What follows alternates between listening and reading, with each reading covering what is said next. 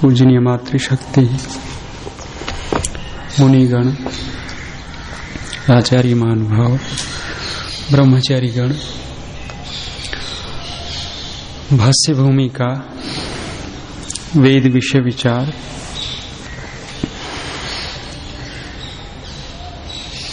देवता पर चर्चा चल रही थी कि किस मंत्र का कौन सा देवता हम माने। मंत्र दिया था स्वामी जी ने, अग्निदूतम पुरोदधे हव्यवाहम उपब्रुवे। इस मंत्र को देकर के कहा कि इस मंत्र का विषय जो है अग्नि है और अग्नि ही इसका देवता है। इसे आगे देख रहे थे हम, सा ऐसा देवता उपपरीक्षिता परीक्षा अतीता आगामी च अस्ति। तो सा ऐसा देवता, ये जो देवता है इसकी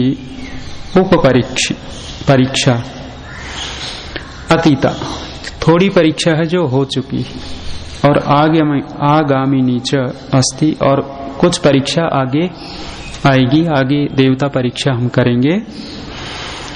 फिर करें, अत्र उच्यते ऋषि ही ईश्वर सर्वदृक्। ऋषि जो है ईश्वर है, ईश्वर को भी ऋषि कहते हैं। सर्वदृक् क्यों? क्योंकि सबको देखने वाला है। अथवा जो ऋषि है वो भी ईश्वर हो जाता है।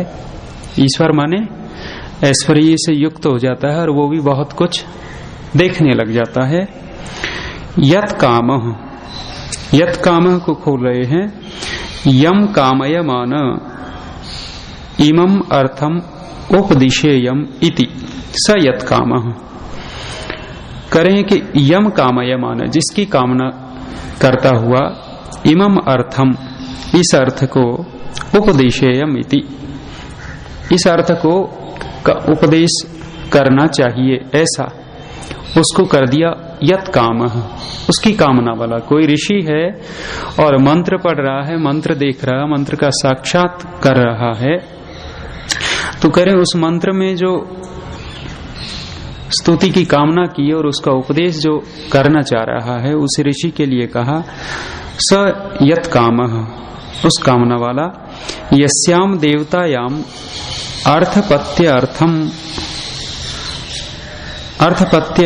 अर्थपत्यम अर्थस्य स्वामित्वम उपदेष्टुम इच्छन् सन स्तुतिम प्रयुंक्ते। कर यस्याम देवतायाम, जिस देवता में अर्थपत्यम, उसी को खोला, अर्थस्य स्वामित्वम, अर्थ के स्वामी को, अर्थात उस देवता को, उपदेष्टुम इच्छन् सन, उपदेश की इच्छा करता हुआ, स्तुतिम प्रयुंक्ते, स्तुति को स्तुति से जोड़ता है, स्तुति को कहता है। तद अर्थ गुण कीर्तनम प्रयुक्तवान अस्ति, उसके अर्थ का गुण कीर्तन प्रयुक्तवान होता है। वो मंत्र, वो देवता, सैव मंत्र दैवतः भवति, वही मंत्र देवता है। माने किसी मंत्र को हमने लिया, उस मंत्र में जिस चीज की स्तुति की जा रही है, प्रशंसा की जा रही है, वही उस मंत्र का देवता है, अथवा वही मंत्र देवता हो जाता है। किंच यद्देवार्थ प्रतीति कारणम दैवतम प्रकाश्यम येन भवति। यद एवार्थ प्रतीति कारणम, किंच, और कह रहे हैं कि जो अर्थ की प्रतीति कारण है, दैवत है, अर्थात देवता का प्रकाश्यम, प्रकाश जिससे होता है, ये न भवति स मंत्र, वो मंत्र देवता शब्द वाच्यो अस्ति इति विज्ञायते, वो मंत्र ही उस देवता शब्द से कहा जाता है, ऐसा जानना चाहिए। देवता अभिधा ऋच ऋचः याभिर्विद्वांसः सर्वाः सत्य विद्याः स्तुवन्ति प्रकाशयन्ति। ऋचः स्तुतौ इति धातु अर्थ योगात्। करें देवता अभिधा ऋचः, देवता को कहने वाली ऋचा है। ऋचः, ऋचा माने मंत्र, मंत्र को ऋचा कह देते हैं। फिर करें या भी विद्वांसः सर्वाः सत्य विद्या स्तुवन्ति, जिसके द्वारा विद्वान से विद्वान की सर्वाः विद्या, सर्वा विद्या स्तुवन्ति, सारी विद्या स्तुति करती हैं, उसी को खोला प्रकाशयन्ति, प्रकाशित करती हैं। ऋचः स्तुतौ, उस ऋचा को खोलने की ऋचा, मंत्र को ऋचा क्यों कहते हैं? तो ऋचः स्तुतौ, जिससे स्तुति की जाती है, इसलिए वो ऋचा है। यही ऋचा स्तुतौ धातु है। इस धातु के अर्थ का योग होने से मंत्र क्यों कहते हैं, ऋचा क्यों कहते हैं इत्यादि अलग अलग मंत्र विचार का नाम है, ऋचा स्तुति का नाम है।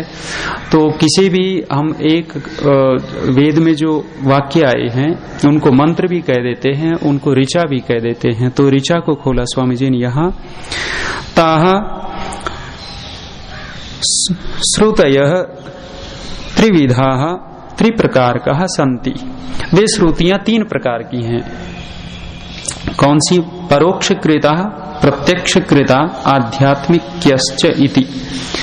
कुछ मंत्र ऐसे होते हैं जिनमें परोक्ष कृत देवता होते हैं, स्तुति परोक्ष कृत होती है। लक्षण लिखा उसका, जिस मंत्र में प्रथम पुरुष को लेकर के चर्चा की है वो परोक्ष कृत है, और प्रत्यक्ष कृत जिसमें मध्यम पुरुष का प्रयोग करके चर्चा की गई है वो प्रत्यक्ष कृत, और जिसमें उत्तम पुरुष की चर्चा की है वो आध्यात्मिक हो जाएगा। यासाम देवता नाम ऋचाम परोक्ष कृत अर्थ हस्ति ताहा परोक्ष कृता। कह रहे हैं यासाम देवता नाम, जिसमें जिस देवता की देवता ऋचा में परोक्ष कृत अर्थ है, अर्थात सीधा का सीधा उससे अर्थ नहीं दिख रहा। भाषा में भी बोलते रहते हैं ना, प्रवचन में भी अभिधा और लक्षणा की बात करते हैं। एक तो सीधा अर्थ निकलाता है, एक कुछ परोक्ष कृत अर्थ होता है, उस परोक्ष की बात कर रहे हैं। तो वो परोक्ष कृत मंत्र है, देवता है। यासाम प्रत्यक्षम अर्थः दृश्यते ताहा प्रत्यक्ष कृता ऋचः देवता। जिसमें सीधा का सीधा अर्थ आ जाता है वो प्रत्यक्ष कृत ऋचा है।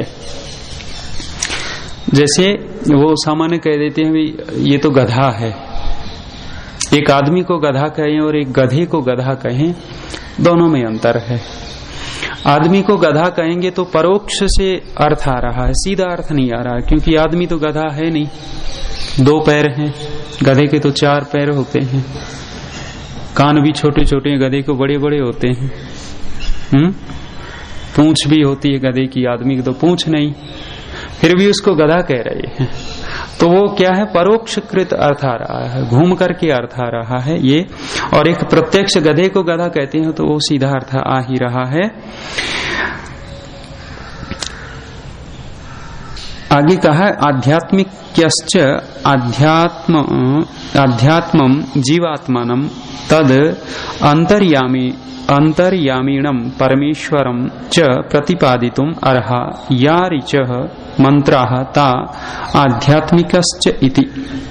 और कह रहे हैं जिन मंत्रों में आध्यात्मिक को खोल रहे हैं, जिनमें जीवात्मा और तद अंतर्यामीणम, उसके अंदर जो अंतर्यामी परमेश्वर रहता है, अंदर रहने वाला परमेश्वर है, उसका प्रतिपादन करके जिस ऋचा को कहा गया है वो ऋचा आध्यात्मिक ऋचा कहलाएगी। अर्थात मोटे रूप से वहां उत्तम पुरुष का प्रयोग किया है। एता एव कर्म कांडे देवता शब्दार्थ संति इति विज्ञेयम्।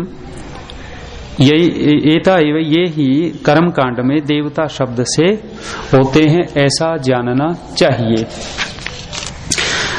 आगे कह रहे हैं तद येन आदिष्ट देवता मंत्राः तेषु देवता उपपरीक्षा।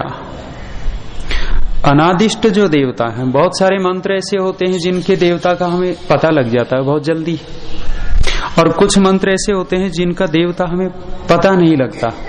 तो उसको कह रहे हैं कि मंत्र तेसु देवता उपपरीक्षा, उनकी थोड़ी सी परीक्षा कर लेनी चाहिए कि इस मंत्र में कौन सा देवता है। यद देवतः स यज्ञो वा यज्ञांगम वा तद देवता भवंती, करें जिनका हमें पता नहीं लगता उस मंत्र का देवता हम यज्ञ मान लेवे, अथवा यज्ञ का अंग जो होते हैं उसी को देवता मान लेवे। अथ अन्यत्र यज्ञात प्राजापत्या इति याज्ञिकाः नारा संसा इति नैरुक्ताः, कह रहे हैं कि इनके अतिरिक्त जब हम उस देवता की कल्पना करते हैं यज्ञ अथवा यज्ञ अंग के अतिरिक्त, तो कह रहे हैं वहां या तो प्रजापति देवता मान लेते हैं याजिक लोग, अथवा नारा संसाह, मनुष्य के कर्तव्य रूप में जो विषय आया है उसको नैरुक्त लोग देवता मान लेते हैं।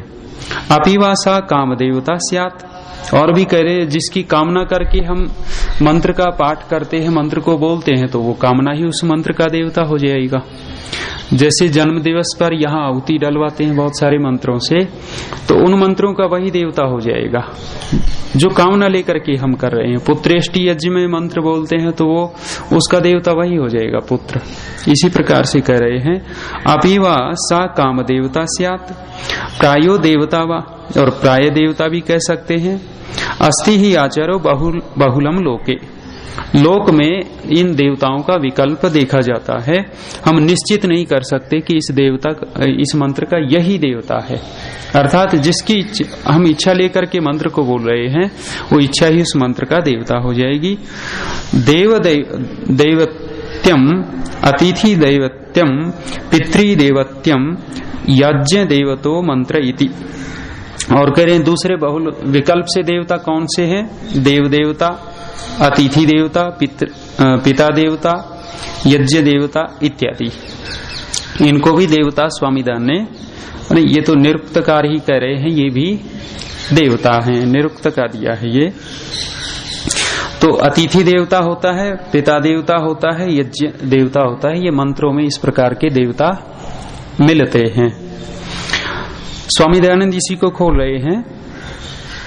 तस्मात् ये खलु अनादिष्ट देवता मंत्रः, अर्थात न विशेषतः देवता दर्शनम नाम अर्थो वा येषु दृश्यते, करें जिसमें अनादिष्ट देवता मंत्र, जिस मंत्र में किसी देवता का विधान नहीं किया है, सीधा सीधा नहीं पता लग रहा, न विशेषतः देवता दर्शनम, किसी देवता का दर्शन भी नहीं हो रहा विशेष रूप से, नामार्थ हुआ, नाम का भी पता नहीं चल रहा, येषु दृश्यते तेषु देवता उपपरीक्षा, उनके देवताओं की थोड़ी परीक्षा कर लेनी चाहिए।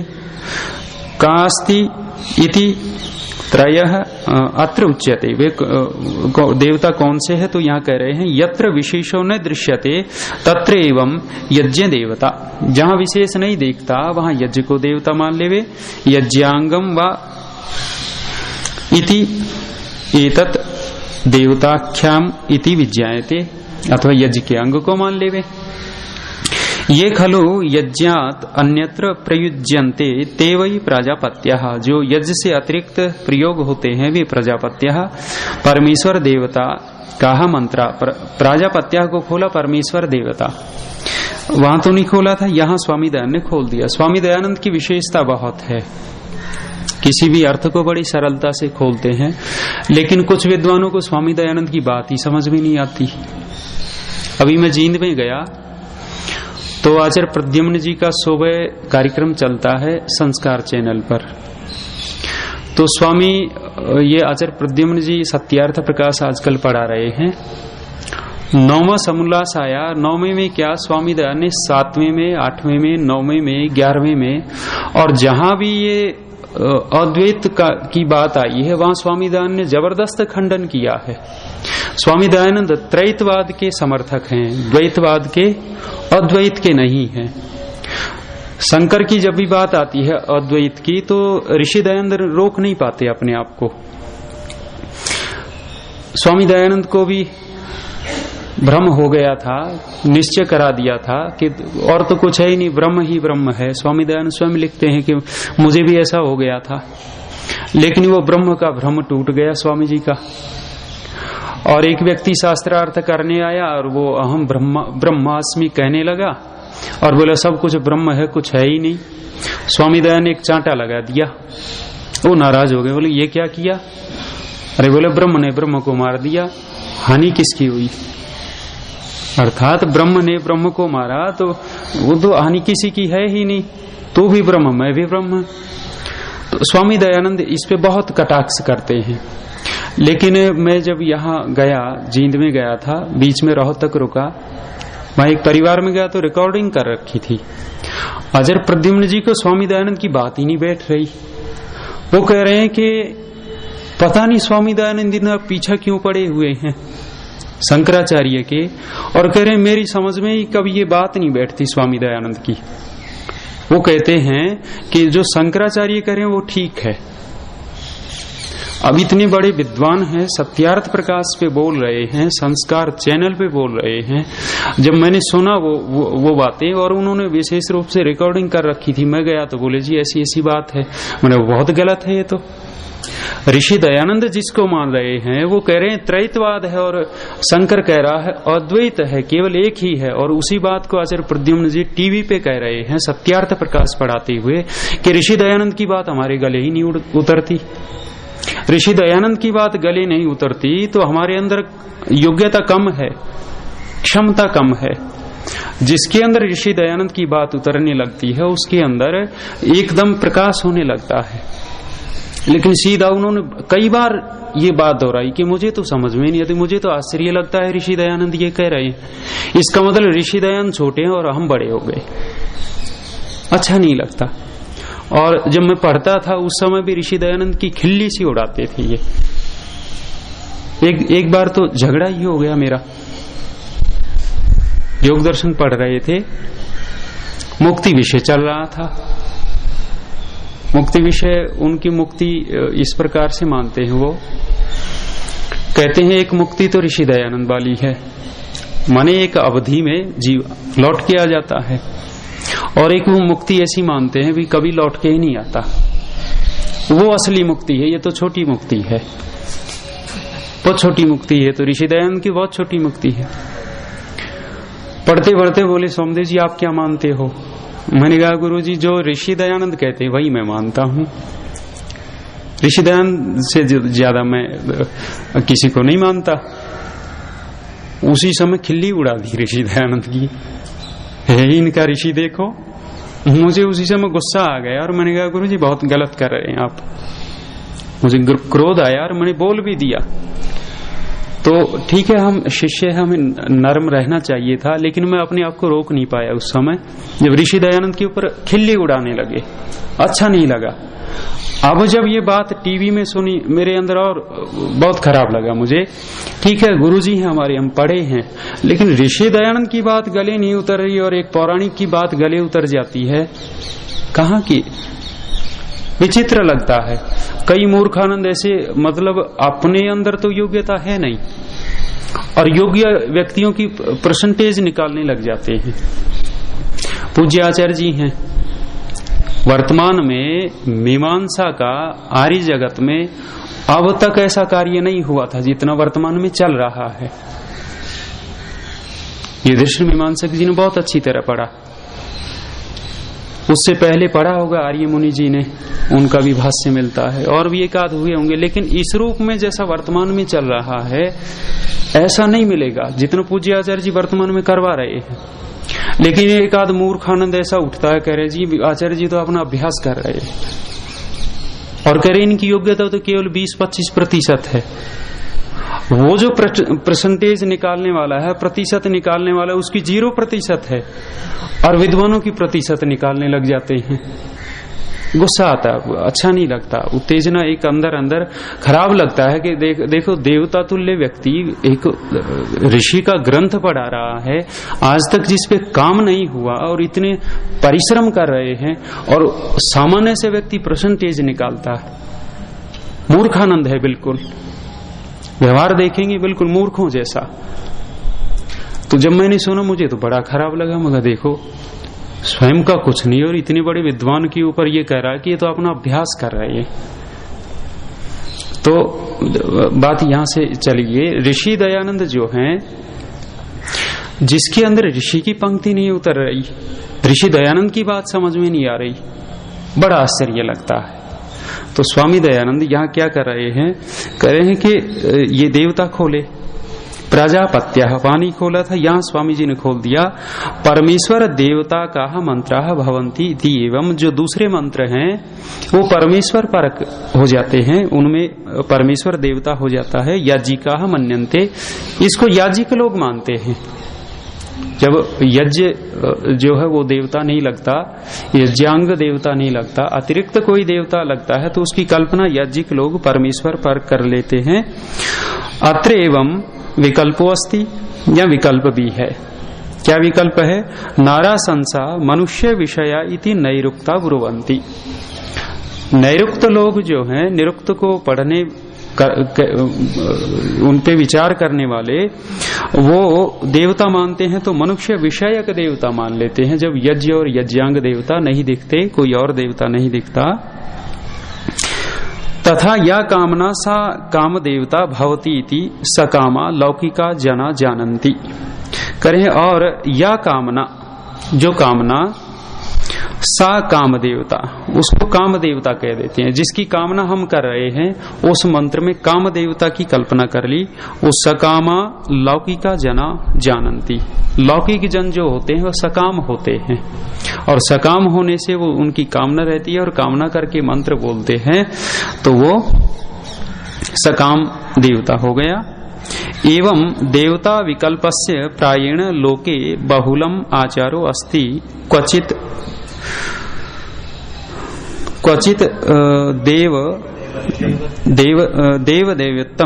देवत्यम कर्म करे हैं। बहुलम माने विकल्प से देवताओं का आधान कर लेते हैं, विचार कर लेते हैं। मातृदेव देवत्यम, विद्वत देवत्यम, अतिथि देवत्यम, पितृदेवत्यम च इति पूज्याः सत्कर्तव्याः सन्ति, अतः तेषाम् उपकार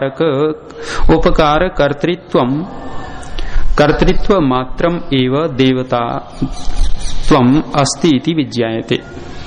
कुछ और देवता गिना दिए, करें माता देवता है, विद्वान देवता है, अतिथि देवता है, पितृ देवता है, एते पूज्याः, ये सारे के सारे पूजनीय होने से देवता हैं। सत्कर्तव्याः, इनका जो है सत्कार करने योग्य हैं। तेसाम उपकार कर्तृत्व मात्रम एव, क्यों देवता ही ये? क्योंकि ये उपकार करने वाले हैं, उपकार करने मात्र से ही इनमें देवतापना आ जाता है, ऐसा विजयम जानना चाहिए। मंत्राः तु खलु यज्ञ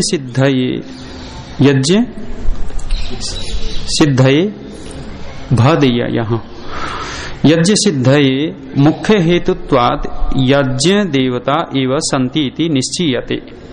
करें मंत्र जो है वो यज्ञ सिद्धि के लिए होने से मुख्य हेतुत्वात्, मुख्य हेतु से यज्ञ देवता मान लेते हैं। जो यज्ञों में जिन मंत्रों का प्रयोग किया जाता है, उन मंत्रों में हम मुख्य रूप से यज्ञ देवता ही मान लेते हैं, होते हैं, ऐसा जानना चाहिए। थोड़ा सा और पढ़ लेते हैं। अत्र परिगणनम, आगे बढ़ गए, ठीक चल रहे। अत्र परिगणनम, या परिगणना कर लेनी चाहिए, गिन लेते हैं कितने देवता हैं। गायत्री आदि छंदो अन्विता मंत्राः ईश्वराज्यः यज्ञः यज्ञांगम प्रजापतिः परमेश्वरः नराः कामः विद्वान् अतिथिः माता पिता आचार्यश्च इति कर्मकांडादीन प्रत्येता देवताः सन्ति। करें गायत्री आदि छंदों से युक्त जो मंत्र हैं वो भी देवता, और ईश्वर की आज्ञा जो है वो भी देवता ही मान लेवे। यज्ञ तो देवता है ही, यज्ञ के अंग देवता है, प्रजापति परमेश्वर देवता है, नराह मनुष्य भी देवता है। मनुष्यों में और देवताओं में अंतर तो करते हैं, लेकिन यहाँ नराह देवता में गिना दिया।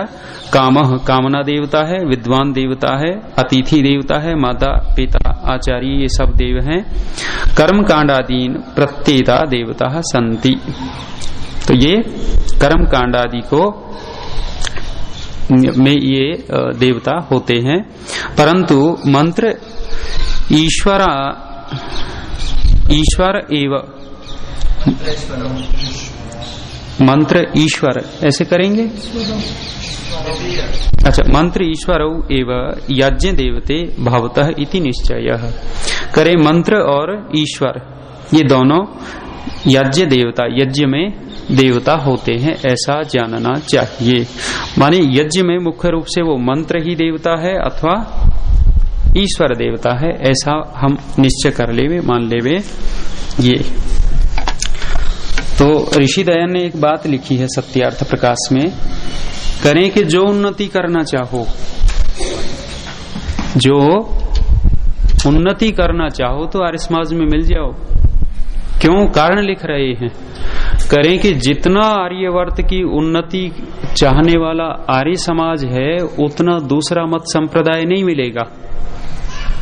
आप कहीं भी चले जाइए, किसी भी मत संप्रदाय को देखिए, इतना राष्ट्र की, देश की, आर्यवर्त की उन्नति चाहने वाले नहीं मिलेंगे जितना आर्य समाज के लोग इसकी उन्नति करने वाले मिलेंगे, सोचने वाले मिलेंगे। आर्य समाज के सिद्धांत और नियम ही ऐसे हैं कि वो तो प्रत्येक व्यक्ति की उन्नति चाहता है, शारीरिक, आत्मिक और सामाजिक उन्नति, प्रत्येक समाज की ही उन्नति चाहता है।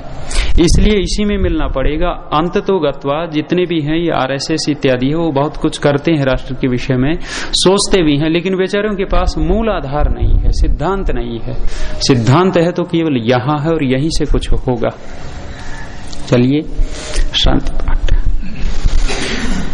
ओम द्यौः शान्तिरन्तरिक्षं शान्तिः पृथिवी शान्तिरापः शान्तिरोषधयः शान्तिः वनस्पतयः शान्तिर्विश्वे देवा शान्तिर्ब्रह्म शान्तिः शान्तिः शान्तिरेव शान्तिः सामा शान्तिरेधि। ओम शांति शांति शांति। सबको साथ